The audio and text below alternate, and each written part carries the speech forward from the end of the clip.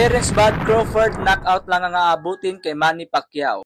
Natanong nga itong si Oscar De La Hoya mga idol sa Fight Hub TV. Sino daw ang mananalo kung sakaling magharap si Manny Pacquiao na tumalo sa kanya noon at ang prime na Terence Bud Crawford? Sagot dito ni De La Hoya mga idol, si Manny Pacquiao daw ang mananalo via knockout. Walang malalim na paliwanag si De La Hoya mga idol, kundi knockout daw si Terence Crawford sa prime na Manny Pacquiao. Ibig sabihin lang nito mga idol na isang malupit na halimaw talaga ang isang prime na Manny Pacquiao noon. Dahil kung matatandaan natin mga idol, si Manny Pacquiao lang naman ang nagparetiro kay De La Hoya noon. Mahigit dekada na ang nakalipas, na kung saan ay voluntaryo pong sumurinder itong si De La Hoya bago magsimula ang round 9. Kaya masasabi talaga natin na isa si Oscar De La Hoya sa makapagsasabi kung gaano kalakas ang isang prime na Manny Pacquiao.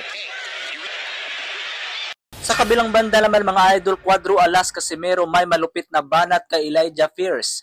Matapos ang impresibong panalo ni Elijah Pierce mga idol kontra sa ating pambato na si Michael Dasmariñas, na kung saan ay sa kasamaang palad ay pinatulog po ang ating pambato sa round 8. Dahil dito mga idol, bumanat agad itong si Casimero sa pamamagitan ng kanyang FB post. Ito ang post ni Casimero mga idol. Pag ako nakalaban mo, iiyak ka sa akin, Nobs. Pulbos sa akin to. Pag ito kamao ko, sasaluhin mo, may paglalagyan ka. Dahil sa post na ito ni Casimero mga idol, agad namang bumanat si Pierce dahil nakarating agad sa kanya ang mensahe. Ayon kay Pierce mga idol, nananawagan daw siya sa kanyang promoter na ikasa na daw agad sa lalong madaling panahon ang laban niya kay Cuadro Alas Casimero dahil patutulugin lang daw niya ito. Ayan mga idol, hinamon agad si Casimero ni Elijah Pierce dahil nananawagan ito sa kanyang promoter na ikasa na ang laban kay Casimero. Mukhang nagalit ata si Elijah Pierce mga idol sa banat ni Casimero. Magandang laban sana ito mga idol. Pero ang katotohanan lang dito mga idol, malabo po talaga maikasa ang laban ni Casimero at Pierce. Unang-una, walang promoter si Casimero ngayon mga idol. At pangalawa, ang promoter po ni Elijah Pierce mga idol sa kasalukuyan ay itong si Sin Gibbons. Alam naman natin na hindi maganda ang relasyon ni Sin Gibbons at ang team Casimero ngayon. Kaya masasabi talaga natin na napaka-imposible ang Casimero versus Pierce.